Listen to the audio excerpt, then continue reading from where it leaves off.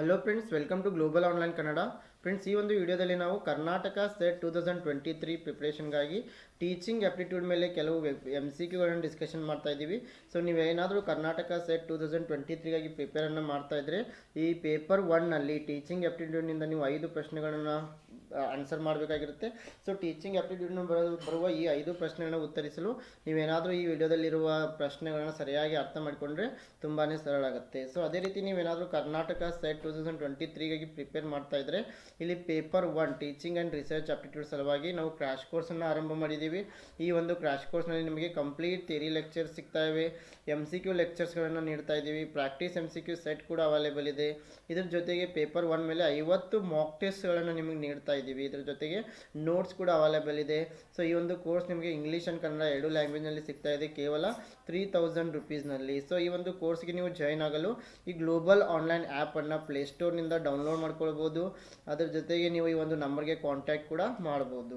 So ಈ ಒಂದು ಆ್ಯಪನ್ನು ನೀವು ಡೌನ್ಲೋಡ್ ಮಾಡಲು ಪ್ಲೇಸ್ಟೋರ್ಗೆ ಹೋಗಿ ಗ್ಲೋಬಲ್ ಆನ್ಲೈನ್ ಅಂತ ಟೈಪ್ ಮಾಡಿದರೆ ಸಾಕು.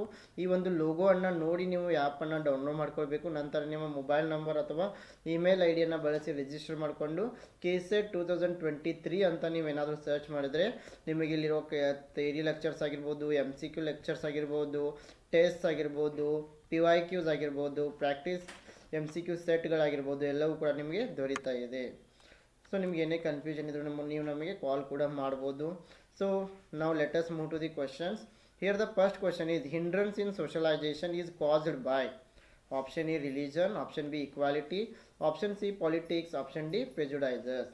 ಸೊ ಇಲ್ಲಿ ಸೋಷಲೈಸೇಷನ್ ಅಂದರೆ ಸಾಮಾಜೀಕರಣದಲ್ಲಿ ಯಾವ ಒಂದು ಅಂಶದಿಂದ ಅಡಚಣೆ ಉಂಟಾಗ್ತಾ ಇದೆ.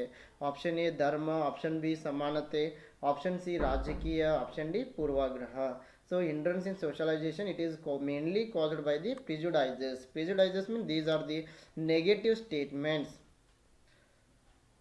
ಸೊ ಇಲ್ಲಿ ಸಾಮಾಜೀಕರಣದಲ್ಲಿ ಪೂರ್ವಾಗ್ರಹಗಳಿಂದ ಏನಾಗ್ತಾ ಇದೆ, ಅಡಚಣೆ ಉಂಟಾಗ್ತಾ ಇದೆ. ಪೂರ್ವಾಗ್ರಹ ಅಂತಂದರೆ ಈಗಾಗಲೇ ಜನರು ಹೊಂದಿರುವ ನಕಾರಾತ್ಮಕ ಭಾವನೆಗಳು. So when people are having negative attitude or negative opinion against the some group of people or individuals which is known as the prejudices. So ಯಾವಾಗ ಜನರು ಯಾವುದೇ ಒಂದು ಗುಂಪಿನ ಬಗ್ಗೆ, ಬೇರೆ ಜನರ ಬಗ್ಗೆ ನಕಾರಾತ್ಮಕ ಭಾವನೆಗಳನ್ನು ಹೊಂದಿರ್ತಾರೆ, ಸೊ ಇದಕ್ಕೆ ನಾವು ಏನಂತ ಕರಿತಾ ಇದ್ದೀವಿ, prejudice.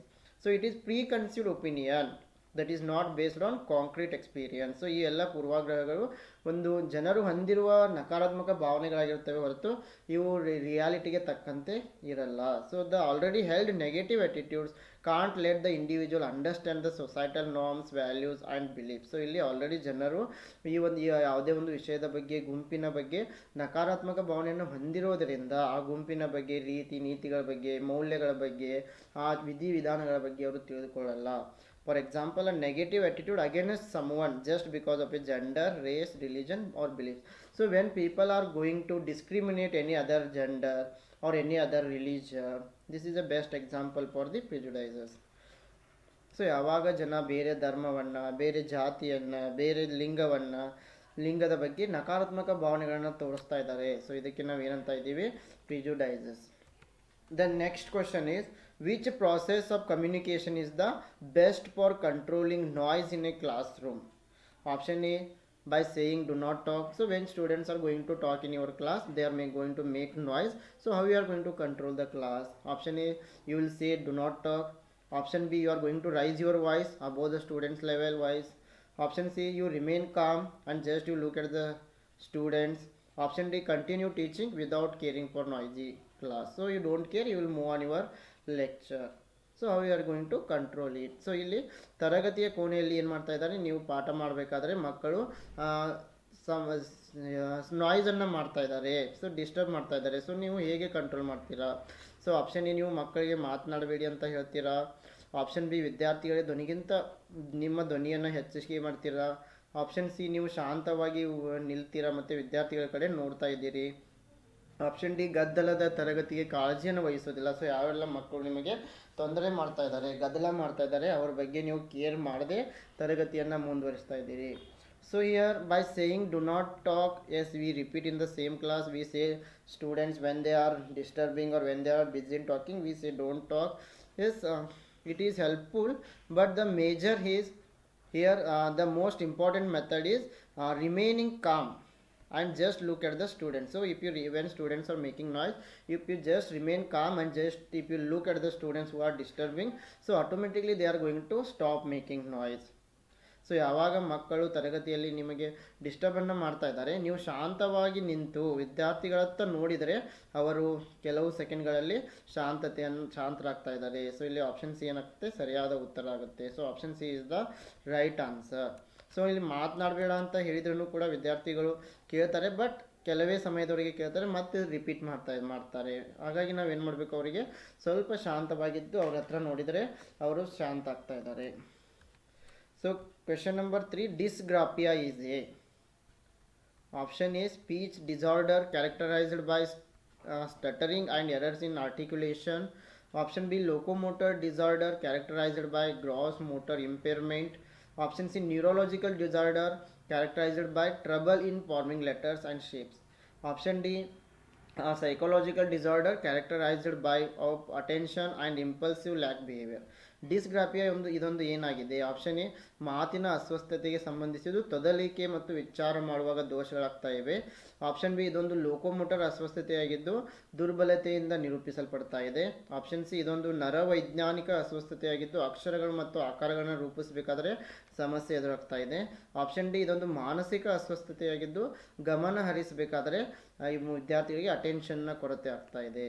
So here dysgraphia, here the right answer is option C. Please remember, dysgraphia, it is a neurological disorder. Here students are going to face trouble while forming the letters or while making the shapes or diagrams. So dysgraphia ಅಂತಂದರೆ ಇದೊಂದು ನರವೈಜ್ಞಾನಿಕ ಅಸ್ವಸ್ಥತೆಯಾಗಿದೆ. ಇಲ್ಲಿ ಮಕ್ಕಳು ಏನು ಮಾಡ್ತಾ ಇದ್ದಾರೆ ಅಂತಂದರೆ ಅಕ್ಷರಗಳನ್ನು ಜೋಡಿಸಬೇಕಾದ್ರೆ ಅಥವಾ ಆಕಾರಗಳನ್ನು ತೆಗಿಬೇಕಾದ್ರೆ ಚಿತ್ರಗಳನ್ನು ತೆಗಿಬೇಕಾದ್ರೆ ಅವರು ದೋಷಗಳನ್ನು ಎದುರಿಸ್ತಾ ಇದ್ದಾರೆ. So option C here the right answer. So in case of dysgraphia, there is a disruption in these processes, making the act of writing a much more difficult and frustrating endeavor. So here ಇಲ್ಲಿ ಮಕ್ಕಳು ಬರೀಬೇಕಾದರೆ ಚಿತ್ರಗಳನ್ನು ತೆಗಿಬೇಕಾದರೆ ಸಮಸ್ಯೆಯನ್ನು ಎದುರಿಸ್ತಾ ಇದ್ದಾರೆ. When someone with dysgraphia attempts to write, they might experience trouble forming the letters and shapes accurately. They cannot form the letters properly or they are unable to draw the shapes accurately. ಈ ಒಂದು dysgraphia ಸಮಸ್ಯೆಯನ್ನು ಎದುರಿಸ್ತಾ ಇರೋ ಮಕ್ಕಳು ಸರಿಯಾಗಿ ಲೆಟರ್ಸ್ಗಳನ್ನ ಅವರಿಗೆ ಜೋಡಿಸೋಕೆ ಬರ್ತಾ ಇಲ್ಲ ಮತ್ತು ಸರಿಯಾಗಿ ಚಿತ್ರಗಳನ್ನ ಅವರಿಗೆ ತೆಗೆಯಲು ಆಗ್ತಾ ಇಲ್ಲ. So the next question is, the best way to memorise is. Option A, study for long time. Option B, to understand the concept. Option C, to read loudly. Option D, to write the concept. ನೆನಪಿಟ್ಟುಕೊಳ್ಳಲು ಅತಿ ಉತ್ತಮವಾದ ಮಾರ್ಗ ಯಾವುದು? Option ದೀರ್ಘಕಾಲದವರೆಗೆ ಅಧ್ಯಯನ ಮಾಡಿದರೆ ಹೆಚ್ಚು ನೆನಪು ಉಳಿತಾ ಇದೆ. ಆಪ್ಷನ್ ಬಿ, ನೀವು ಟು ಅಂಡರ್ಸ್ಟ್ಯಾಂಡ್ ದ ಕಾನ್ಸೆಪ್ಟ್ ಅಂದರೆ ನೀವು ವಿಷಯವನ್ನು ಸರಿಯಾಗಿ ಅರ್ಥ ಮಾಡಿಕೊಂಡ್ರೆ ನಿಮಗೆ ಸರಿಯಾಗಿ ಭಾಳ ಕಾಲದವರೆಗೆ ನೆನಪು ಉಳಿತಾ ಇದೆ. ಆಪ್ಷನ್ ಸಿ, ಜೋರಾಗಿ ಓದಿದರೆ ನೆನಪು ಉಳಿತಾ ಇದೆ. ಆಪ್ಷನ್ ಡಿ, ಪರಿಕಲ್ಪನೆಯನ್ನು ಬರೆಯದರೆ ನೆನಪು ಉಳಿತಾ ಇದೆ. So here the best way to memorise is by studying long time, by reading loudly, by writing the concept repeatedly also you can memorize, but the very best method is, but in these cases studying for long time, read loudly and by writing the concept you are going to by heart it. But in case of understanding, if you understand the concept correctly, you can remember it for very long time. So ಇಲ್ಲಿ ನೀವು ದೀರ್ಘಕಾಲದವರೆಗೆ ಅಧ್ಯಯನ ಮಾಡೋದ್ರಿಂದ ಆಗಿರ್ಬೋದು, ಜೋರಾಗಿ ಓದೋದ್ರಿಂದ ಆಗಿರ್ಬೋದು, ಬರೆಯೋದ್ರಿಂದ ಆಗಿರ್ಬೋದು, ನೀವು ಮಾಹಿತಿಯನ್ನು ನೆನಪಿನಲ್ಲಿ ಇಡ್ಬೋದು. ಬಟ್ ಅತಿ ಉತ್ತಮವಾದ ವಿಧಾನ ಅಂದರೆ ದೀರ್ಘಕಾಲದವರೆಗೆ ನೀವು ಆ ವಿಷಯವನ್ನು ಸರಿಯಾಗಿ ಅರ್ಥ ಮಾಡಿಕೊಂಡ್ರೆ ನೀವು ಇಲ್ಲಿ ಬಹಳ ಕಾಲದವರೆಗೆ ನೆನಪಿನಲ್ಲಿ ಇಡಬಹುದು. ಸೊ ಬಿಯಲ್ಲಿ ಆಪ್ಷನ್ ಸ್ವಲ್ಪ ತಿದ್ದಬೇಕಾಗಿದೆ. ಟು ಅಂಡರ್ಸ್ಟ್ಯಾಂಡ್ ದ ಕಾನ್ಸೆಪ್ಟ್ ಅಂದರೆ ಕನ್ನಡದಲ್ಲಿ ವಿಷಯವನ್ನು ಸರಿಯಾಗಿ ಅರ್ಥ ಮಾಡಿಕೊಂಡರೆ. ಸೊ ಆಪ್ಷನ್ ಬಿ ಸರಿಯಾಗಿದೆ. ಟು ಅಂಡರ್ಸ್ಟ್ಯಾಂಡ್ ದ ಕಾನ್ಸೆಪ್ಟ್, ವಿಷಯವನ್ನು ಸರಿಯಾಗಿ ಅರ್ಥ ಮಾಡಿಕೊಳ್ಬೇಕು. Question number 5, first open university in India was established in the year. So ಭಾರತದಲ್ಲಿ ಮೊದಲ ಮುಕ್ತ ವಿಶ್ವವಿದ್ಯಾಲಯವನ್ನು ಯಾವ ಒಂದು ವರ್ಷದಲ್ಲಿ ಸ್ಥಾಪಿಸಲಾಯಿತು? Option A 1966, option B 1985, option C 1986, option D 1982. So the first open university in India, it was established in the year of 1982. So ಮೊದಲ ಮುಕ್ತ ವಿಶ್ವವಿದ್ಯಾಲಯ 1982ರಲ್ಲಿ ಓಪನ್ ಮಾಡಲಾಗ್ತಾ ಇದೆ. ಸೊ ಆಪ್ಷನ್ ಡಿ ಏನಾಗಿದೆ ಇಲ್ಲಿ ಸರಿಯಾಗಿದೆ. So the first open university, it is doctor B R Ambedkar open university. So it was established in the year of 1982. So ಮೊದಲ open university ಯಾವುದು ಅಂತಂದರೆ BR Ambedkar open university and it is located in Andhra Pradesh. ಇದು ಆಂಧ್ರ ಪ್ರದೇಶದಲ್ಲಿದೆ. Question number 6. Educational technology is useful because option A, it is the need of the hour. Option B, it is adopted by famous institutions. Option C, it makes teaching effective and efficient. Option D, it attracts students towards teaching and learning activities. So why we are using educational technology? Yes, because it is the need of the hour. It is all the institutions are adopting, so we are also adopting. Option C, it is going to make the teaching effective. Option D, it is going to attract the students. So ಶೈಕ್ಷಣಿಕ ತಂತ್ರಜ್ಞಾನವನ್ನು ಯಾಕೆ ಬಳಸ್ತಾ ಇದ್ದೀವಿ? Option A, ಇದು ಇಂದಿನ ಯುಗಕ್ಕೆ ಅಗತ್ಯವಾಗಿದೆ ಅಂತ. Option B, ಎಲ್ಲ ಪ್ರಸಿದ್ಧ ಸಂಸ್ಥೆಗಳು ಈ ಒಂದು ಶೈಕ್ಷಣಿಕ ತಂತ್ರಜ್ಞಾನವನ್ನು ಬಳಸ್ತವೆ, ಅದಕ್ಕೆ ನಾವು ಬಳಸ್ತಾ ಇದ್ದೇವೆ. ಆಪ್ಷನ್ ಸಿ, ಇದು ಬೋಧನೆಯನ್ನು ಪರಿಣಾಮಕಾರಿ ಮಾಡ್ತಾ ಇದೆ. ಆಪ್ಷನ್ ಸಿ, ಇದು ವಿದ್ಯಾರ್ಥಿಗಳನ್ನು ಬೋಧನೆ ಮತ್ತು ಕಲಿಕೆ ಚಟುವಟಿಕೆಗಳತ್ತ ಆಕರ್ಷಿಸ್ತಾ ಇದೆ. ಸೊ ಇಲ್ಲಿ ಯಾವುದೊಂದು ಅತಿ ಉತ್ತಮವಾಗಿದ್ದ ಆನ್ಸರ್ ಆಗಿದೆ ಅಂತಂದರೆ option D. So in this case, we feel that option C is also correct, option D is also correct. But here educational technology is useful because it is going to attract the students towards teaching and learning. When it is going to attract the students to come to the class, when they are coming to the class, when they are listening to the lecture, then they will understand, then the teaching and learning process will become effective and efficient. So here we can say option D is the right answer. ಇಲ್ಲಿ option C ಮತ್ತು option D ನಡುವೆ ನಿಮಗೆ confusion ಆಗ್ಬೋದು. So ಅದರಲ್ಲಿ option D ಸರಿ ಉತ್ತರ ಅಂತ ಹೇಳ್ಬೋದು. ಯಾಕಂದರೆ ಶೈಕ್ಷಣಿಕ ತಂತ್ರಜ್ಞಾನದಿಂದ ನಾವು ಏನು ಮಾಡ್ತಾ ಇದ್ದೀವಿ, ಮಕ್ಕಳನ್ನು ಬೋಧನೆ ಮತ್ತು ಕಲಿಕೆಯ ಕಡೆಗೆ ಆಕರ್ಷಣೆ ಮಾಡ್ತಾ ಇದ್ದೀವಿ. ಆಕರ್ಷಿಸಿದ ನಂತರ ಅವರು ತರಗತಿಗೆ ಬಂದ ನಂತರ ಅವರು ತರಗತಿಯನ್ನು ಸರಿಯಾಗಿ ಕೇಳಿದ್ರೆ ಅದು ಪರಿಣಾಮಕಾರಿಯಾಗುತ್ತೆ. ಸೊ ಹಾಗಾಗಿ ಇಲ್ಲಿ ಆಪ್ಷನ್ ಡಿ ಒಂದು ಸರಿಯಾದ ಉತ್ತರ ಆಗಿದೆ. So question number 7. In which level of teaching the learner gets an opportunity to discriminate at length between positive and negative exemplars of concepts? Option A, memory level. Option B, understanding level. Option C, reflective level. Option D, autonomous development level. So ಯಾವ ಒಂದು ಹಂತದ ಬೋಧನೆಯಲ್ಲಿ ಪರಿಕಲ್ಪನೆಗಳ ಧನಾತ್ಮಕ ಮತ್ತು ಋಣಾತ್ಮಕ ಉದಾಹರಣೆಗಳ ನಡುವೆ ತಾರತಮ್ಯವನ್ನು ಮಾಡಲು ವಿದ್ಯಾರ್ಥಿಗಳು ಕಲಿತಾ ಇದ್ದಾರೆ. So 3 levels of teaching we know: memory level teaching, understanding level teaching and reflective level of teaching. So here the right answer is option B, that is understanding level of teaching. So in this stage students are going to discriminate between positive and negative exemplars. So ಇಲ್ಲಿ ಋಣಾತ್ಮಕ ಮತ್ತು ಧನಾತ್ಮಕ ಉದಾಹರಣೆಗಳ ನಡುವೆ ತಾರತಮ್ಯವನ್ನು ಮಾಡಲು ಮಕ್ಕಳು ಈ ಒಂದು ಅಂಡರ್ಸ್ಟ್ಯಾಂಡಿಂಗ್ ಲೆವೆಲ್ನಲ್ಲಿ ಕಲಿತಾ ಇದ್ದಾರೆ. So understanding level, it is the teaching at the understanding level, it is of higher quality than the one at the memory level. So ಈ ಮೆಮೊರಿ ಲೆವೆಲ್ಗಿಂತ ಈ ಅಂಡರ್ಸ್ಟ್ಯಾಂಡಿಂಗ್ ಲೆವೆಲ್ ಏನಿದೆ ತುಂಬ ಉತ್ತಮವಾಗಿದೆ. So it is more useful and thoughtful from the point of view of mental capabilities. So at this stage the learner gets an opportunity to discriminate at length between positive and negative exemplars. So here the main focus is to see the relationship among the facts R example. So ಈ ಒಂದು ಹಂತದಲ್ಲಿ ಮಕ್ಕಳು ಏನು ಮಾಡ್ತಾ ಇದ್ದಾರೆ, ಎರಡು ವಿಷಯಗಳ ನಡುವೆ, ಎರಡು ಉದಾಹರಣೆಗಳ ನಡುವೆ ಸಂಬಂಧವನ್ನು ಅಧ್ಯಯನ ಮಾಡ್ತಾ ಇದ್ದಾರೆ. Question number 5. What is Swayam? Option A, non governmental organisation. Option B, digital program to achieve the principles of education. Option C, online platform. Option D, name of a website. So ಇಲ್ಲಿ ಸ್ವಯಂ ಅಂದರೆ ಏನು? ಆಪ್ಷನ್ ಎ, ಇದೊಂದು ಸರ್ಕಾರೇತರ ಸಂಸ್ಥೆಯಾಗಿದೆ. Option B, ಶಿಕ್ಷಣದ ತತ್ವಗಳನ್ನು ಸಾಧಿಸಲು digital program Swayam ಆಗಿದೆ. ಆಪ್ಷನ್ ಸಿ, ಇದೊಂದು ಆನ್ಲೈನ್ ವೇದಿಕೆಯಾಗಿದೆ. ಆಪ್ಷನ್ ಡಿ, ಇದೊಂದು ವೆಬ್ಸೈಟ್ನ ಹೆಸರಾಗಿದೆ. So I think you all of you know about this. Swayam, it is a digital program to achieve the principles of education. So Swayam ಅಂದರೆ ಇದೊಂದು ಶಿಕ್ಷಣದ ತತ್ವಗಳನ್ನು ಸಾಧನೆ ಮಾಡಲು ಇದೊಂದು ಡಿಜಿಟಲ್ ಪ್ರೋಗ್ರಾಮ್ ಆಗಿದೆ ಅಂತ ಹೇಳ್ಬೋದು. So option B is the right answer. ಒಂದು ಸಾರಿ ಹಲವಾರು ಬಾರಿ ಸ್ವಯಂನ ಮೇಲೆ ಪ್ರಶ್ನೆಗಳನ್ನು ಕೇಸೆಟ್ನಲ್ಲಿ ಕೇಳ್ತಾನೆ ಬರ್ತಾ ಇದ್ದಾರೆ. ಸೊ ಸ್ವಯಂ, it stands for study webs of active learning for Young aspiring minds. It is MOOC. MOOC means it is massive open online course. It is going to offer the courses for engineering, humanities, social science, etc. So ಸ್ವಯಂ ಅಂತಂದರೆ study webs of active learning for Young aspiring minds. ಇದು ಒಂದು massive open online course ಆಗಿದೆ. So ಇದು ಹಲವಾರು ಕೋರ್ಸ್ಗಳಿಗೆ online ಕ್ಲಾಸಸ್ಗಳನ್ನು ನೀಡ್ತಾ ಇದೆ. ಸೊ ಸೊ ಈ ಸ್ವಯಂನ ಫುಲ್ ಫಾರ್ಮ್ ಮೇಲೆ ಪ್ರಶ್ನೆಗಳು ಬರ್ತಾ ಇವೆ, ಹಲವಾರು ಬಾರಿ ಬಂದಿದೆ ಕೂಡ. ಸೊ ಅದೇ ರೀತಿ ಇನ್ನೂ ಕೆಲವು ಫುಲ್ ಫಾರ್ಮ್ಗಳು ನಿಮಗೆ ಗೊತ್ತಿರಬೇಕು. A I C T E stands for All India Council for Technical Education. It is for self-paced and international courses. Next one is NPTEL. It stands for National Program on Technology Enhanced Learning.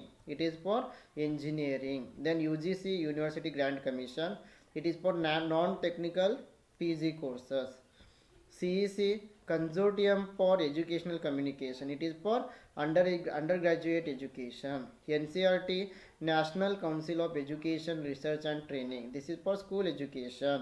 Then NIOS stands for National Institute of Open Schooling. This is for school education. IGNO, Indira Gandhi National Open University. It is for distance education. IIMB, Indian Institute of Management, Bangalore. It is for management studies. Then NITT-TR, it is National Institute of Technical Teachers Training and Research. This is for teacher training program. Question number 6. Student-centric classroom is mean for option A, addressing individual differences, option B, reducing teacher-oriented lectures, option C, recalling the previous knowledge, option D, engaging the entire class. ವಿದ್ಯಾರ್ಥಿ ಕೇಂದ್ರಿತ ತರಗತಿಯು ಡ್ಯಾಶ್ಗೆ ಮೀಸಲಾಗಿದೆ. Option A, ವೈಯಕ್ತಿಕ ವ್ಯತ್ಯಾಸಗಳನ್ನು ಪರಿಹರಿಸುವುದು, option B, ಶಿಕ್ಷಕ ಆಧಾರಿತ ಉಪನ್ಯಾಸಗಳನ್ನು ಕಡಿಮೆಗೊಳಿಸುವುದು, option C, ಹಿಂದಿನ ಜ್ಞಾನವನ್ನು ನೆನಪಿಸಿಕೊಳ್ಳುವುದು, ಆಪ್ಷನ್ ಡಿ, ಇಡೀ ವರ್ಗವನ್ನು ತೊಡಗಿಸಿಕೊಳ್ಳುವುದು. So here student centric class room, it is for addressing individual differences. So ವಿದ್ಯಾರ್ಥಿ ಕೇಂದ್ರಿತ ತರಗತಿಯ ಮುಖ್ಯ ಗುರಿ ಏನೆಂದರೆ ವೈಯಕ್ತಿಕ ವ್ಯತ್ಯಾಸಗಳನ್ನು ಪರಿಹರಿಸುವುದು, ಮಕ್ಕಳ ವೈಯಕ್ತಿಕ ಸಮಸ್ಯೆಗಳನ್ನು ಪರಿಹರಿಸುವುದು ಇದರ ಒಂದು ಮುಖ್ಯ ಉದ್ದೇಶವಾಗಿದೆ. So student centre or learner centred, it is the approach for teaching and learning process. Here learner or child is the main focus, not teacher. ಇಲ್ಲಿ ಚೈಲ್ಡ್ ಅಥವಾ ಕಲಿಯುವವರು ಮುಖ್ಯ ಒಂದು ಪಾತ್ರವನ್ನು ವಹಿಸ್ತಾ ಇದ್ದಾರೆ. It emphasises learning rather than teaching, ಇದು ಬೋಧನೆಗಿಂತ ಕಲಿಕೆಗೆ ಒಂದು ಹೆಚ್ಚಿನ ಮಹತ್ವವನ್ನು ನೀಡ್ತಾ ಇದೆ. So the main aim of this is all round development, ಮಗುವಿನ ಒಂದು ಸರ್ವಾಂಗೀಣ ಅಭಿವೃದ್ಧಿ ಈ ಲರ್ನರ್ ಸೆಂಟರ್ಡ್ ಎಜುಕೇಷನ್ ಒಂದು ಮುಖ್ಯ ಗುರಿಯಾಗಿದೆ. Question number 7. Academic learning time does not depend upon option A content, option B difficulty level of the content, option C time spent for learning, option D students attitude towards learning. ಈ ಒಂದು ಶೈಕ್ಷಣಿಕ ಕಲಿಕೆಯ ಸಮಯ ಯಾವುದರ ಮೇಲೆ ಅವಲಂಬಿತ ಆಗಿಲ್ಲ. Option A ವಿಷಯದ ಮೇಲೆ ಅವಲಂಬಿತವಾಗಿಲ್ಲ, ಆಪ್ಷನ್ ಬಿ ವಿಷಯದ ತೊಂದರೆಯ ಮಟ್ಟದ ಮೇಲೆ, ಆಪ್ಷನ್ ಸಿ ಕಲಿಕೆಗಾಗಿ ಸಮಯ ಕಳೆಯುವುದು, ಆಪ್ಷನ್ ಡಿ ಕಲಿಕೆಯ ಕಡೆಗೆ ವಿದ್ಯಾರ್ಥಿಗಳ ವರ್ತನೆಯನ್ನು ಬದಲಾಯಿಸುವುದು. So here the right answer is option D, students attitude towards learning. So academic learning, it depends upon the content of the teaching, difficulty level of the content, then time spent for learning. So all these are important factors in determining the academic learning. ವಿಷಯ ಆಗಿರ್ಬೋದು, ವಿಷಯದ ತೊಂದರೆ ಮಟ್ಟ ಆಗಿರ್ಬೋದು, ಕಲಿಕೆಗಾಗಿ ಸಮಯ ನೀಡುವುದಾಗಿರ್ಬೋದು, ಎಲ್ಲವೂ ಕೂಡ ಶೈಕ್ಷಣಿಕ ಕಲಿಕೆ ಮೇಲೆ ಪ್ರಭಾವವನ್ನು ಬೀರ್ತವೆ. But the students attitude towards learning, academic learning is not dependent on this. ಶೈಕ್ಷಣಿಕ ಕಲಿಕೆ ಏನಿದೆ ವಿದ್ಯಾರ್ಥಿಗಳ ವರ್ತನೆ ಕಡೆಗೆ ಅಷ್ಟೊಂದು ಗಮನವನ್ನು ಹರಿಸಲ್ಲ. So academic learning time which is known as the ALT. It is the amount of time students are actively, successfully and productively engaged in learning academic content. ಎಷ್ಟು ಸಮಯದವರೆಗೆ ವಿದ್ಯಾರ್ಥಿಗಳು ಆ್ಯಕ್ಟಿವ್ ಆಗಿ, ಸಕ್ಸಸ್ಫುಲ್ ಆಗಿ, ಪ್ರೊಡಕ್ಟಿವ್ ಆಗಿ ಈ ಒಂದು ಕಲಿಕೆಯಲ್ಲಿ ಭಾಗವಹಿಸ್ತಾ ಇದ್ದಾರೆ ಎಂಬುದಕ್ಕೆ ನಾವು ALT ಅಂತ ಕರಿತಾ ಇದ್ದೇವೆ. So it is revision of the time on task or engaged time variable. Question number 8. Which of the following is related with teaching skill? Option A, blackboard writing, option B, solving questions, option C, asking questions, option D, all of the above. So which is the teaching skill here? Question number 8. ಕೆಳಗಿನವುಗಳಲ್ಲಿ ಯಾವುದು ಬೋಧನಾ ಕೌಶಲ್ಯಕ್ಕೆ ಸಂಬಂಧಿಸಿದೆ? ಕಪ್ಪು ಹಲಗೆ ಬರವಣಿಗೆ ಆಗಿರ್ಬೋದು, ಪ್ರಶ್ನೆಗಳನ್ನ ಪರಿಹರಿಸೋದಾಗಿರ್ಬೋದು, ಪ್ರಶ್ನೆಗಳನ್ನ ಕೇಳೋದಾಗಿರ್ಬೋದು, ಮೇಲಿನ ಎಲ್ಲ. So very easy question. I hope you have got the answer. The right answer is option D, black board writing, solving the questions, asking the questions, all these are known as the teaching skills. These are the skills which are used by the teacher to convey the message to the students. ಶಿಕ್ಷಕರು ತರಗತಿಯಲ್ಲಿ ಬೋಧನೆಯನ್ನು ಮಾಡಬೇಕಾದ್ರೆ ಬಳಸುವ ಎಲ್ಲ ಕೌಶಲ್ಯಗಳಿಗೆ ನಾವು ಬೋಧನಾ ಕೌಶಲ್ಯಗಳಂತ ಕರಿತಾ ಇದ್ದೀವಿ. ಇಲ್ಲಿ ಕಪ್ಪು ಹಲಗೆಯ ಬರವಣಿಗೆ ಆಗಿರ್ಬೋದು, ಪ್ರಶ್ನೆಗಳನ್ನು ಪರಿಹರಿಸುವುದಾಗಿರ್ಬೋದು, ಪ್ರಶ್ನೆಗಳನ್ನು ಕೇಳುವುದಾಗಿರ್ಬೋದು, ಎಲ್ಲವೂ ಕೂಡ ಏನಾಗಿವೆ, ಬೋಧನಾ ಕೌಶಲ್ಯಗಳಾಗಿವೆ. Question number 9. The term least restrictive environment refers to the education of option A handicapped students, option B gifted students, option C early childhood youngsters, option D retarded. ಕನಿಷ್ಠ ನಿರ್ಬಂಧಿತ ಪರಿಸರ ಎಂಬ ಪದವು ಶಿಕ್ಷಣವನ್ನು ಏನನ್ನು ಸೂಚಿಸ್ತಾ ಇದೆ? ಶಿಕ್ಷಣದಲ್ಲಿ ಕನಿಷ್ಠ ನಿರ್ಬಂಧಿತ ಪರಿಸರ ಎಂಬುದು ಯಾವುದನ್ನು ಸೂಚಿಸ್ತಾ ಇದೆ? ಆಪ್ಷನ್ ಎ ಇದು ಅಂಗವಿಕಲ ವಿದ್ಯಾರ್ಥಿಗಳ ಬಗ್ಗೆ ಹೇಳ್ತಾ ಇದೆ, ಆಪ್ಷನ್ ಬಿ ಇದು ಪ್ರತಿಭಾನ್ವಿತ ವಿದ್ಯಾರ್ಥಿಗಳ ಬಗ್ಗೆ ಹೇಳ್ತಾ ಇದೆ, ಆಪ್ಷನ್ ಸಿ ಆರಂಭಿಕ ಬಾಲ್ಯದ ಯುವಕರ ಬಗ್ಗೆ, ಆಪ್ಷನ್ ಡಿ ಹಿಂದುಳಿದವರು. So the term least restrictive environment it is going to explain about the early childhood youngsters. ಕನಿಷ್ಠ ನಿರ್ಬಂಧಿತ ಪರಿಸರ ಇದು ಆರಂಭಿಕ ಬಾಲ್ಯದ ಯುವಕರ ಬಗ್ಗೆ ಹೇಳ್ತಾ ಇದೆ.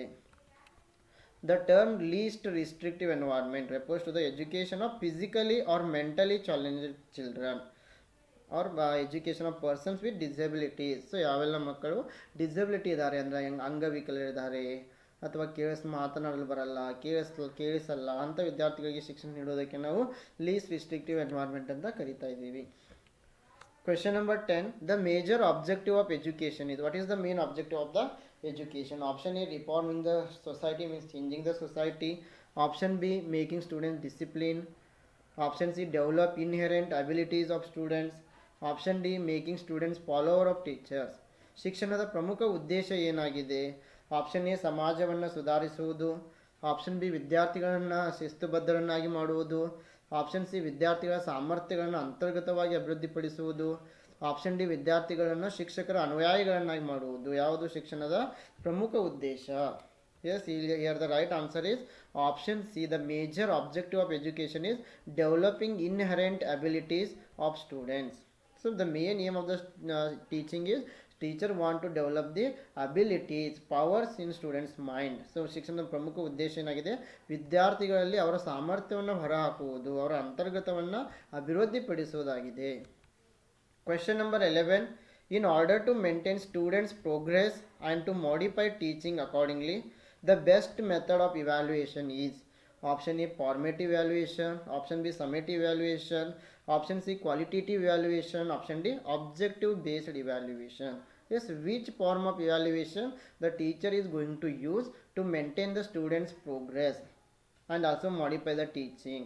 ವಿದ್ಯಾರ್ಥಿಗಳನ್ನು ಪ್ರಗತಿಯನ್ನು ಕಾಪಾಡಿಕೊಳ್ಳಲು ಮತ್ತು ಅದಕ್ಕೆ ತಕ್ಕಂತೆ ಬೋಧನೆಯನ್ನು ಬದಲಾಯಿಸಲು ಶಿಕ್ಷಕ ಯಾವ ವಿಧಾನದ ಮೌಲ್ಯಮಾಪನವನ್ನು ಬಳಸ್ತಾ ಇದ್ದಾನೆ? ಆಪ್ಷನ್ ಎ ರಚನಾತ್ಮಕ ಮೌಲ್ಯಮಾಪನ, ಆಪ್ಷನ್ ಬಿ ಸಂಕಲನಾತ್ಮಕ ಮೌಲ್ಯಮಾಪನ, ಆಪ್ಷನ್ ಸಿ ಗುಣಾತ್ಮಕ ಮೌಲ್ಯಮಾಪನ, ಆಪ್ಷನ್ ಡಿ ಆಬ್ಜೆಕ್ಟಿವ್ ಆಧಾರಿತ ಮೌಲ್ಯಮಾಪನ. Yes, here the right answer for this question is option A formative valuation, ರಚನಾತ್ಮಕ ಮೌಲ್ಯಮಾಪನ. Yes, formative evaluation, it is a type of evaluation which is going to conduct by the teacher throughout the learning process. So in order to maintain the progress of the students and to change the teaching, the teacher uses formative assessment. There are various types are there in formative assessment, like observation, worksheets, pop quizzes, journals, diagnostic tests, etc. So ಈ ಒಂದು formative evaluation ಅಂತಂದರೆ ಇಲ್ಲಿ ಮಕ್ಕಳ ಪ್ರಗತಿಯನ್ನು ಸಾಧಿಸಲು ಮತ್ತು ಅದಕ್ಕೆ ತಕ್ಕಂತೆ ತನ್ನ ಬೋಧನಾ ವಿಧಾನವನ್ನು ಬದಲಾಯಿಸಲು ಶಿಕ್ಷಕರು ಏನು ಮಾಡ್ತಾ ಇದ್ದಾರೆ? ವಿದ್ಯಾರ್ಥಿಗಳನ್ನು ಕಂಟಿನ್ಯೂಯಸ್ ಆಗಿ ಮೌಲ್ಯಮಾಪನ ಮಾಡ್ತಾ ಇದ್ದಾರೆ. ಅವರಿಗೆ ಅವರನ್ನು ವೀಕ್ಷಣೆ ಮಾಡೋದ್ರ ಮೂಲಕ, ಅವರಿಗೆ ವರ್ಕ್ಶೀಟ್ಗಳನ್ನು ಕೊಡೋದ್ರ ಮೂಲಕ, ಕ್ವಿಜ್ಗಳನ್ನು ಏರ್ಪಡಿಸೋದ್ರ ಮೂಲಕ, ಜರ್ನಲ್ಗಳನ್ನು ಬರೆಯಲು ಹೇಳೋದ್ರ ಮೂಲಕ ಈ ಒಂದು ಫಾರ್ಮೇಟಿವ್ ಇವ್ಯಾಲ್ಯೂಯೇಷನನ್ನು ಮಾಡ್ಬೋದು. Question number 12. The first important step in teaching is, what is the main step or first step of teaching? Option A planning of representation of the topic, option B organizing the background of the students for the subject, option C organizing the material to be taught, option D knowing the background of the students. ಬೋಧನೆಯಲ್ಲಿ ಮೊದಲ ಪ್ರಮುಖ ಹೆಜ್ಜೆ ಯಾವುದು? Option A ವಿಷಯದ ಬಗ್ಗೆ ಪ್ರಾತಿನಿಧ್ಯ ಯೋಜನೆಯನ್ನು ಮಾಡುವುದು, option B ವಿಷಯಕ್ಕಾಗಿ ವಿದ್ಯಾರ್ಥಿಗಳ ಹಿನ್ನೆಲೆಯನ್ನು ಸಂಘಟಿಸುವುದು, ಆಪ್ಷನ್ ಸಿ ಕಲಿಸಬೇಕಾದ ವಸ್ತುಗಳನ್ನು ಸಂಘಟಿಸುವುದು, ಆಪ್ಷನ್ ಡಿ ವಿದ್ಯಾರ್ಥಿಗಳ ಹಿನ್ನೆಲೆಯನ್ನು ತಿಳಿದುಕೊಳ್ಳುವುದು. So before going to the teaching, yes planning, organising, organizing material, all these are essential, but the major and the first step is, first we should know the background of the students, first we know the previous knowledge of the students, then we can plan our teaching based on the previous knowledge of the students. So here the first step is knowing the background of the students. ಇಲ್ಲಿ ಬೋಧನೆಗೆ ನಾವು ಯೋಜನೆಯನ್ನು ಹಾಕುವುದಕ್ಕಿಂತ ಮೊದಲು ನಮಗೆ ವಿದ್ಯಾರ್ಥಿಗಳ ಹಿನ್ನೆಲೆ ತಿಳಿದುಕೊಳ್ಬೇಕಾಗ್ತಾ ಇದೆ. ಹಿನ್ನೆಲೆ ಅಂತಂದರೆ ಇವಾಗಲೇ ಅವ್ರ ಹತ್ರ ಎಷ್ಟು ಜ್ಞಾನ ಇದೆ ಎಂಬುದನ್ನು ನಾವು ತಿಳಿದುಕೊಂಡು ನಂತರ ಮುಂದುವರಿಬೇಕಾಗ್ತಾ ಇದೆ. ಸೊ ಆಪ್ಷನ್ ಡಿ ಸರಿಯಾಗಿದೆ. Question number 13. In dash method of teaching teacher uses the maxim known as specific to general. Option A analytical method, option B synthesis method, option C inductive, option D deductive. So ಯಾವೊಂದು ಬೋಧನೆ ವಿಧಾನದಲ್ಲಿ ಶಿಕ್ಷಕರು ನಿರ್ದಿಷ್ಟತೆಯ ಕಡೆಯಿಂದ ಸಾಮಾನ್ಯತೆಯ ಕಡೆಗೆ ಚಲಿಸ್ತಾ ಇದ್ದಾರೆ? Option A ವಿಶ್ಲೇಷಣಾತ್ಮಕ ವಿಧಾನ, ಆಪ್ಷನ್ ಬಿ ಸಂಶ್ಲೇಷಣೆ ವಿಧಾನ, ಆಪ್ಷನ್ ಸಿ ಅನುಗಮನ ವಿಧಾನ, ಆಪ್ಷನ್ ಡಿ ಅನುಮಾನಾತ್ಮಕ ವಿಧಾನ. Yes, here the right answer for this question is option C, inductive method. In inductive method, the teacher is moving from specific to general. So ಈ ಒಂದು ಅನುಗಮನ ವಿಧಾನದಲ್ಲಿ ಶಿಕ್ಷಕ ಏನು ಮಾಡ್ತಾ ಇದ್ದಾನೆ, ನಿರ್ದಿಷ್ಟ ವಿಷಯದಿಂದ ಸಾಮಾನ್ಯ ವಿಷಯದ ಕಡೆ ಚಲಿಸ್ತಾ ಇದ್ದಾನೆ. So here deductive method means here learner proceeds from general to particular. In deductive method, we are moving from general topic to particular topic, from abstract to concrete, formula to example. First we give the formula, then we are going to give example. But when it comes to inductive method, it is opposite. Here teacher is to learners, teachers, they are moving from general to from particular topic to general topic. So it is based on the logic that if something is true for a particular case and is further true for a reasonable adequate number of cases. So in this case, in inductive method, teacher is moving from specific topic to general topics. Option C is the right answer. Question number 14. Which combination of methods of teaching is likely to optimize learning? ಯಾವ ಬೋಧನಾ ವಿಧಾನಗಳ ಸಂಯೋಜನೆಯು ಕಲಿಕೆಯನ್ನು ಉತ್ತಮಗೊಳಿಸುವ ಸಾಧ್ಯತೆ ಇದೆ? Option A lecturing, discussion, seminar. Option B interactive discussions, plan lectures and PowerPoint presentations. Option C interactive lectures session followed by buzz sessions, brainstorming and projects. Option D lecturing, demonstrations and PowerPoint based presentation. Yes, here all the options are seeming correct. ಇಲ್ಲಿ ಎಲ್ಲ ಒಂದು ಆಪ್ಷನ್ಸ್ಗಳು ನಮಗೆ ಸರಿ ಅಂತ ಅನ್ನಿಸ್ತಾ ಇದ್ದಾವೆ. But the very nearest answer, very important answer is interactive lectures followed by the buzz sessions and brain storming.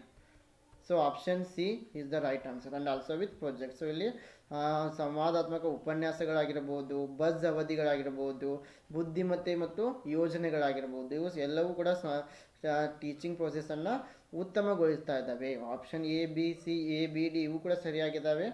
Lecture, discussion, these are also going to make the teaching optimise. Interactive sessions also, PowerPoint presentation also, but all are included in the interactive lecture. So here buzz session, brainstorming, these are very important. So option C is the right answer. ಉಪನ್ಯಾಸ, ಚರ್ಚೆ, seminar ಇವು ಕೂಡ ಕಲಿಕೆಯನ್ನು ಉತ್ತಮಗೊಳಿಸ್ತಾ ಇದ್ದಾವೆ. ಇವೆಲ್ಲವೂ ಕೂಡ ಸಂವಾದಾತ್ಮಕ ಉಪನ್ಯಾಸದಲ್ಲಿ ಬರೋದರಿಂದ ಸಂವಾದಾತ್ಮಕ ಉಪನ್ಯಾಸಗಳು, ಬಜ್ ಅವಧಿಗಳು, ಬುದ್ಧಿಮತ್ತೆ ಯೋಜನೆಗಳು ಶಿಕ್ಷಣ ವ್ಯವಸ್ಥೆಯನ್ನು ಅಂದರೆ ಕಲಿಕೆಯನ್ನು ಪ್ರೋತ್ಸಾಹಿಸ್ತಾ ಇದ್ದಾವೆ. ಸೊ ಆಪ್ಷನ್ ಸಿ ಸರಿಯಾಗಿದೆ. Question number 15 is related to assertion and reasoning question. Assertion is saying that teaching aids have to be considered as effective supplements to instruction. ಬೋಧನಾ ಸಾಧನಗಳನ್ನು ಸೂಚನೆಗೆ ಪರಿಣಾಮಕಾರಿಯಾಗಿ ಪೂರಕ ಎಂದು ಪರಿಗಣಿಸಬೇಕು. Yes, it is correct, no problem. Reason is they keep the students in good humour. Teaching aids are going to keep the students in good humour. It is also correct. ಈ teaching ಏಡ್ಸ್ಗಳು ಏನಿದ್ದಾವೆ ವಿದ್ಯಾರ್ಥಿಗಳನ್ನ ಉತ್ತಮವಾದ ಒಂದು ವಾತಾವರಣದಲ್ಲಿ ಇಡಿಸ್ತಾ ಇದ್ದಾವೆ, ಇದು ಕೂಡ ಸರಿಯಾಗಿದೆ. But we are not going to find any relation between these two. So ಇಲ್ಲಿ ಎರಡು ಈ ಅಸರ್ಷನ್ ಮತ್ತು ರೀಸನಿಂಗ್ ನಡುವೆ ಯಾವುದೇ ರೀತಿಯ ಸಂಬಂಧ ಇಲ್ಲ. ಅಂದರೆ ಈ ಕಾರಣ ಏನಿದೆ ಅದು ಸಮರ್ಥನೆಯನ್ನು ಪ್ರೋತ್ಸಾಹಿಸ್ತಾ ಇಲ್ಲ. means it is not correct explanation. So reason is not going to explain the assertion. So in this case both A and R are true, but R is not the correct explanation of A. A ಮತ್ತು R ಎರಡೂ ಸರಿಯಾಗಿವೆ, ಆದರೆ R ಸರಿಯಾದ ವಿವರಣೆ ಆಗಿಲ್ಲ. Question number 16. The purpose of formative evaluation is to. What is the main purpose of formative evaluation? Option A, grade students' learning outcomes. Option B, accelerate students' learning performance. Option C, check students' performance. Option D, provide feedback to the teachers' effectiveness. ರಚನಾತ್ಮಕ ಮೌಲ್ಯಮಾಪನದ ಉದ್ದೇಶ ಏನು? Option A, ವಿದ್ಯಾರ್ಥಿಗಳ ಕಲಿಕಾ ಫಲಿತಾಂಶಗಳ grade. Option B, ವಿದ್ಯಾರ್ಥಿಗಳ ಕಲಿಕೆಯ ಕಾರ್ಯಕ್ಷಮತೆಯನ್ನು ವೇಗಗೊಳಿಸುವುದು. ಆಪ್ಷನ್ ಸಿ, ವಿದ್ಯಾರ್ಥಿಗಳ ಕಾರ್ಯಕ್ಷಮತೆಯ ಗ್ರಾಫನ್ನು ಪರಿಶೀಲನೆ ಮಾಡುವುದು. ಆಪ್ಷನ್ ಡಿ, ಶಿಕ್ಷಕರ ಪರಿಣಾಮಕಾರಿತ್ವಕ್ಕೆ ಪ್ರತಿಕ್ರಿಯೆಯನ್ನು ನೀಡುವುದು. Yes, the right answer is option B. The purpose of formative valuation is accelerate students learning performance. ವಿದ್ಯಾರ್ಥಿಗಳ ಕಲಿಕೆಯ ಕಾರ್ಯಕ್ಷಮತೆಯನ್ನು ವೇಗಗೊಳಿಸುವುದಕ್ಕೆ ನಾವು ಏನಂತ ಇದ್ದೀವಿ? ರಚನಾತ್ಮಕ ಮೌಲ್ಯಮಾಪನ ಅಂತ ಕರಿತಾ ಇದ್ದೀವಿ. So in formative valuation, it is conducted during the development process or throughout the course. We are going to conduct formative evaluation. So for example, self assessment, observations, questions, discussions, etc. Question number 17. The use of teaching aids is justified on the ground of: option A, attracting students' attention in the classroom. Option B, minimizing indiscipline problems in the classroom. Option C, optimizing learning outcomes of students. Option D, effective engagement of students in learning tasks. ಬೋಧನಾ ಸಾಧನಗಳ ಬಳಕೆಯನ್ನು ಯಾವೊಂದು ಆಧಾರದ ಮೇಲೆ ಸಮರ್ಥನೆ ಮಾಡ್ತಾ ಇದ್ದೀವಿ?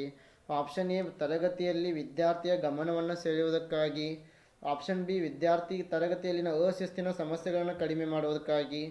Option C, ವಿದ್ಯಾರ್ಥಿಗಳ ಕಲಿಕೆಯ ಫಲಿತಾಂಶಗಳನ್ನು ಉತ್ತಮಗೊಳಿಸುವುದಕ್ಕೆ. ಆಪ್ಷನ್ ಡಿ, ಕಲಿಕೆಯ ಕಾರ್ಯಗಳಲ್ಲಿ ವಿದ್ಯಾರ್ಥಿಗಳ ಪರಿಣಾಮಕಾರಿಯಾಗಿ ತೊಡಗಿಸಿಕೊಳ್ಳುವಿಕೆ. The right answer is option D. The use of teaching aids is justified on the ground of effective engagement of students in learning task. ಕಲಿಕೆಯ ಕಾರ್ಯಗಳಲ್ಲಿ ವಿದ್ಯಾರ್ಥಿಗಳನ್ನ ಪರಿಣಾಮಕಾರಿಯಾಗಿ ತೊಡಗಿಸಿಕೊಳ್ಳುವುದೇನಿದೆಲ್ಲ ಸರಿಯಾದ ಉತ್ತರ ಇದೆ. Question number 18. What are required for good teaching? Option A, diagnosis. Option B, remedial classes. Option C, direction. Option D, feedback. ಒಂದು ಉತ್ತಮವಾದ ಬೋಧನೆಗೆ ಯಾವುದರ ಅಗತ್ಯ ಇದೆ? ಡಯಾಗ್ನೋಸಿಸ್. ಆಪ್ಷನ್ ಬಿ, ಪರಿಹಾರ ರೆಮಿಡಿ. ಆಪ್ಷನ್ ಸಿ, ನಿರ್ದೇಶನ. ಆಪ್ಷನ್ ಡಿ, ಪ್ರತಿಕ್ರಿಯೆ. Here the right answer is option A. A, B, C and D all are correct here. For good teaching we need diagnosis, remedial classes, directions and also feedback. ಒಂದು ಉತ್ತಮವಾದ ತರಗತಿಗೆ ಈ diagnosis ಆಗಿರ್ಬೋದು, ಪರಿಹಾರ ಆಗಿರ್ಬೋದು, ನಿರ್ದೇಶನ, ಪ್ರತಿಕ್ರಿಯೆ ಎಲ್ಲವೂ ಕೂಡ ಅವಶ್ಯವಿದೆ. Question number 19. The highest level of cognitive domain is: option A, synthesis. Option B, analysis. Option C, comprehension. Option D, evaluation. ಅರಿವಿನ ಡೊಮೇನ್ನ ಅತ್ಯುನ್ನತ ಮಟ್ಟ ಯಾವುದು? ಆಪ್ಷನ್ ಎ, ಸಂಶ್ಲೇಷಣೆ. ಆಪ್ಷನ್ ಬಿ, ವಿಶ್ಲೇಷಣೆ. ಆಪ್ಷನ್ ಸಿ, ಗ್ರಹಿಕೆ. ಆಪ್ಷನ್ ಡಿ, ಮೌಲ್ಯಮಾಪನ. The right answer is option D, evaluation is the right answer. ಮೌಲ್ಯಮಾಪನ ಇಲ್ಲಿ ಸರಿಯಾಗಿದೆ. The highest level of cognitive domain is evaluation. ಅರಿವಿನ ಡೊಮೇನ್ನ ಒಂದು ಅತ್ಯುನ್ನತ ಮಟ್ಟ ಮೌಲ್ಯಮಾಪನ.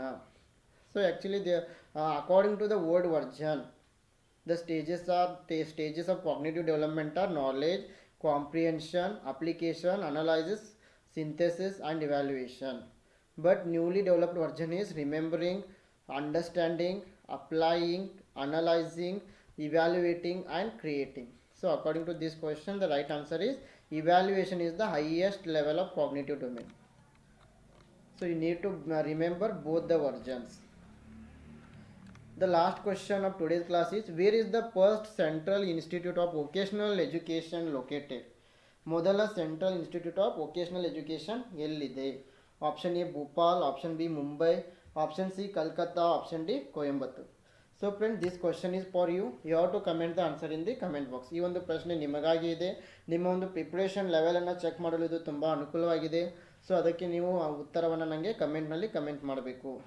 Okay friends, this is about our today's session, and if you are preparing for Karnataka SET 2023, we are providing theory lectures, MCQ lectures, then notes we are providing, 50 mock tests we are giving only at rupees 3000. So if you want to join the course, you can download global online app from Play Store. In the from Play Store, you can go through this logo and you can download the app.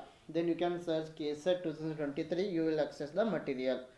Yes friends, I wish all the best for all the students who are applying for KSET. Thank you.